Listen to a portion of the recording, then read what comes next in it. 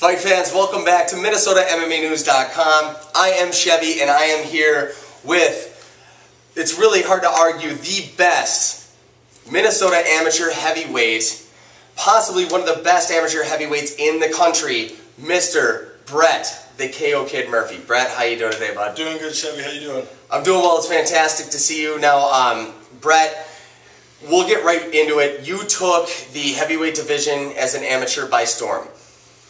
You destroyed every person they put in front of you. You had a huge show at the Target Center, show in which you fought Antonio Dvorak, a guy who was heavily favored to beat you, and you went in and completely destroyed him in the fight. Everybody said you were just a wrestler, that's basically all you had to your game. You went in and you knocked him out cold. You train with the Crystal Fight Club. It's one of the best fight teams in Minnesota as far as I'm concerned. It's a small team, but you guys are real tough. My first question is, what motivated you to get into MMA fighting? Actually, Stephen Watt, we were old-time wrestlers together, and, I saw him fighting at the Myth for his debut, and just the energy I got from it, I was jumping up and down. I felt like I was getting ready to fight, and all I kept on thinking the entire time is, why aren't I doing this? Like, why aren't I in this sport, And day after his fight, I was in sparring with Damian Hill and, Stephen, and, I haven't stopped, haven't missed a practice and getting in there and putting the work, And so now, I mean, you truly are a great mixed martial artist. Like I said before, you came in, people thought you were just primarily a wrestler. You wrestled in high school, correct? Yep. Yeah, and so, people really weren't talking about your striking. Your big fight at the Target Center, you knocked out Antonio Dvorak, who is a great fighter. What is the biggest difference for you in being able to come here and train? What has made the biggest difference in your training as far as, being able to come in here and spar with these guys and work so many different things in your game? I guess, yeah, just the diversity. I mean, we have so many different, calibers of fighters. You've got great strikers like Damian and Stephen. Then we've got great wrestlers like Jim, the coach, Jim Clark. I guess the biggest difference is, not overlooking any aspect of the game, I came into this knowing I had great wrestling, so while I continued to work on my wrestling and my ground game, I had to work twice as hard for my striking. We've got great coaches like, Thomas Jones as our boxing coach. He's made a huge difference in my boxing. Fantastic boxing coach, was a great pro boxer in his day as well. Yeah, and I mean, he's made a hell of a difference in my stand-up game as far as that goes. And I've always had that mentality that, I'm not limited to one thing. You can call me a wrestler, you can call me a boxer. I've knocked out everybody I've fought. So I mean, I can't just be labeled a wrestler. My thing is that, even looking at any of my fights, is I look at it as I'll beat anybody at their own game plan. I'll beat them even worse at mine. And that's the mentality I carry into every fight. Well, and that's totally true. I've had the fortune to see your fights, and it's been a lot of fun. Your striking is fantastic, like you said, but you do out-wrestle the guys that wrestle you. Your last fight was against Corey Scanlon, a very big, legitimate wrestler from Iowa. You out-wrestled him, you out-muscled him, and you ended up with a knockout victory at the end of it. Now you have decided that you're done with the amateurs. You're ready to make some money in this sport because, ladies and gentlemen, if you don't know this, the difference between being an amateur and a pro in MMA is what? The money. It's the money. As an amateur fighter, you don't make any money, you work your way up the ranks. Now you're ready to go pro. Yeah. Your first fight is going to be coming up on October 7th at place you just mentioned a little bit ago, the Myth. Yeah. Very great venue, one of the best event centers in the Midwest, if not the best event center in the Midwest. By far. Who are you going to be fighting at that event? I'm going to be fighting a cat named James Barnes. Don't know much about him other than, I know he's had a couple of amateur boxing matches. I know he's won some wrestling tournaments as a past, some old-timers tournaments, I guess. Like I said, I don't limit myself to one aspect of the game, so I know that I'm going to get out there and do everything I can, and nobody's going to have an answer for it. I'm just going to keep getting out there, keep getting better, because nobody's going to beat me in something I've been doing for years, and they've only been practicing it for months or, less. I'm just not going to let that happen. I've got too much riding on this now, and, this is where I want to be. You've gone out there. You've done a fantastic job in every fight. You're a lot of you're a lot of fun to watch. You're a really exciting fighter. You train with a great team. You're obviously really well-rounded. What for you has been the most fun part about, becoming an MMA fighter? Just my team, that's made the biggest difference. I keep telling everybody, to do this sport, you truly have to love it. Start off as and you got to have a little bit of a chip on your shoulder too at the same time. Yeah, well, I've said it. I've been pissed off in my fights for no reason. It's like I get pissed off because the guy took the fight. I get pissed off because the guy thinks he can beat me, and then after he's in the cage and I beat him, I'm pissed off that he took the fight. It's like, I get these mixed emotions, and I just go out there every time. Like I said, great team.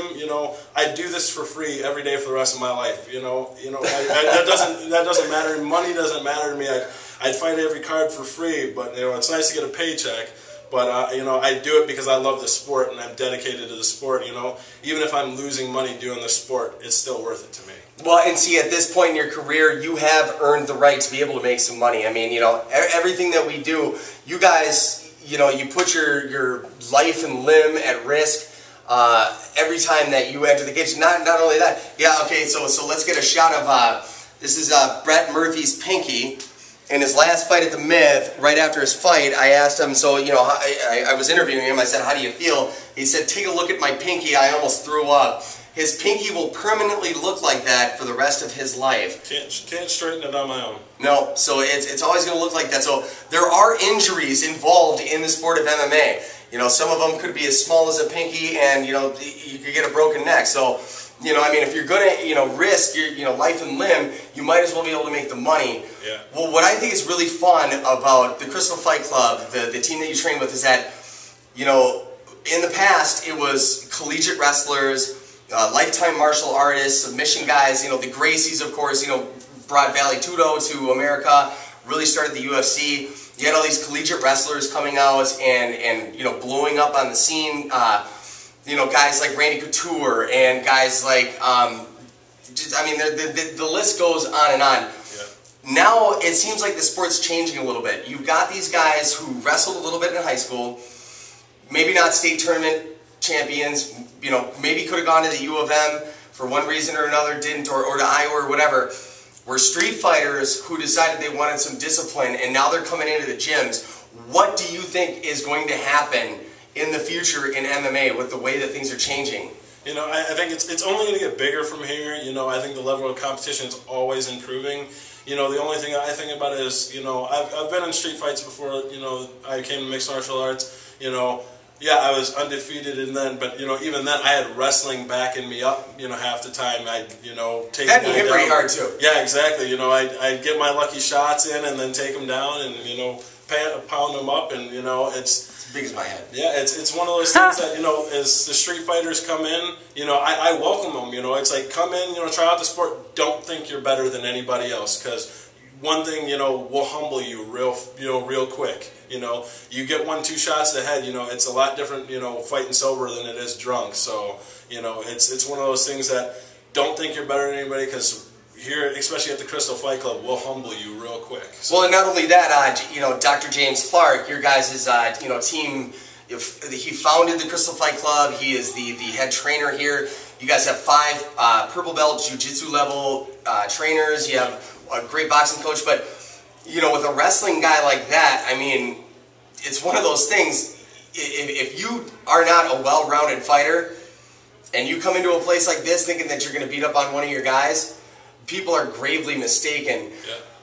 Now that you are an MMA fighter, you're ready to go pro, what are you hoping for yourself in the future? I'm definitely looking for the, I guess the big hoop dreams there. I want to get, to the UFC. That's the, ultimate goal for everybody who's fighting. But I'm not one of those guys who's going to talk about it, walk around with my chest pumped out thinking I'm a badass, all the time. I'm one of those guys that, I won my fight, at the Myth last time, and I was in sparring, learning the next day. I was putting in the work because, guess what? Well, and that was a big fight, too, against a very big, very tough, strong opponent. That was definitely, it was supposed to be a test for you. you walked right through them. Yeah, I mean, every test they put in front of me, like, Dvorak was supposed to beat me in the stand-up, you know, they kept on saying the only way I'm going to beat him is taking him to the ground.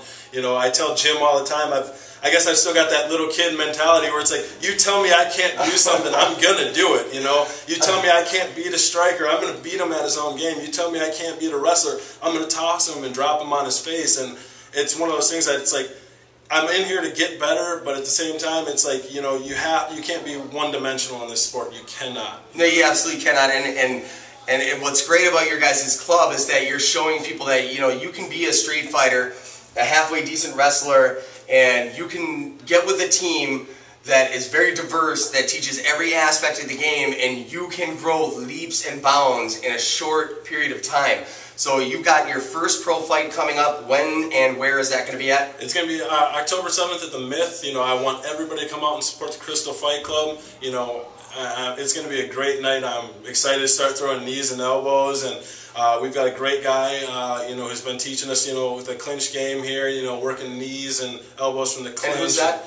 His name's Will. You know, he's a fighter here. He's, you know, a primarily Muay Thai guy, and, you know, he's been working with us and, you know, just kind of showing us what he can, you know, I guess, as it relates to MMA. Well, yeah, because the difference between amateur and professional MMA in Minnesota, as well as a lot of other states, is that you cannot use any knees or elbows as an amateur. Yeah, and I mean, that's the big thing. It's like, you know, especially in my Scanlon fight, we were, you know, locked up for a while there, and, you know, the thing that was still going through my head, because I train with pros, we train for the next level every time. You know, while most amateur fights are 3 minutes long around, we train the full 5 minutes, and we throw knees and elbows. Well, we know that in our amateur fights we can't do it, but we're always thinking about the next big picture. And, you know, now I'm excited to finally be able to use it in a fight, and, you know, I'm looking to start taking people's heads off with it. So I mean, now that you have these new weapons to use, you're looking to take full advantage of all of them. Oh yeah, I mean, especially with my wrestling, you know, a lot of wrestling, especially for heavyweights in Minnesota. I was two-time All-State heavyweight. You know, especially being a heavyweight in Minnesota, it's all about, you know, clinch and being in close. And the nice thing is that, you know, I can work those knees in close. That's a nice short-range tool. And then getting that elbow across, you know, in the dirty boxing game is huge. You know, you can put people to sleep with it. You've seen Randy Couture do it how many times? You really can, especially when you're up close and you're in the cage, you're pummeling, and, you know, they decide to slip that arm under, and you've got that elbow open. Yeah. You know, it's a great weapon to be able to use. So you've got your first pro fight coming up. Now, my last question is, you know, as far as heavyweights go, you look at the UFC, you look at Alistair Overeem, okay? Guy who's 6'5", 265. And then you look at Brock Lesnar, a guy who's 6'4", 6'3", 265. All these gigantic heavyweights. You're a guy who's pretty big. You know, you're 6'2", 6'3", you're, what, 280 pounds. 280 pounds. Do you plan on staying heavyweight throughout your career, or are you, you know, thinking at some point you might possibly try to drop to 205? I mean, what's your plan? Yeah.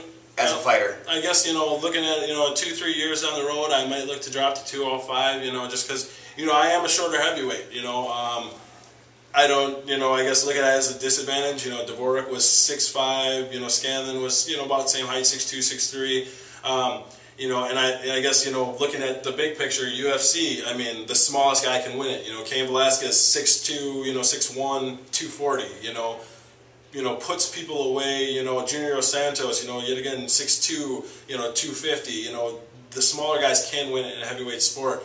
You know, my thing is that I've always been athletic, especially for a heavyweight. And very strong. Yeah, and my thing is that, you know, I love being in this sport because I can outwork guys, but my thing is that, you know, I don't want to sit here and be the best at this weight. I want to be the best at every weight I can, you know, get to. So if I can drop to 205 and dominate there, I do it. You know, if I can, you know, hit 205 and heavyweight, I'll do it. You know. But right now at heavyweight, you seem to be dominating just fine. It seems like, you know, any fighter they put in front of you, it doesn't matter how good of a wrestler or a striker they are, you're able to finish them. So I would say right now, ladies and gentlemen, if you're looking for an exciting, fun heavyweight to watch, and to get ready to have a big future, it's this man right here, Brett the KO Kid Murphy. Brett, thank you so much for hanging out with me today. I really appreciate it. He's going to be fighting October 7th at the Myth in Maplewood, one of the best event centers you could possibly see a show at. It's going to be a lot of fun. You're going to want to come out and watch this guy in his pro debut. It's going to be a blast. Again, ladies and gentlemen, I'm Chevy. Thank you so much for tuning in. From me and Brett Murphy here, peace, and don't do anything I would do. We're out of here.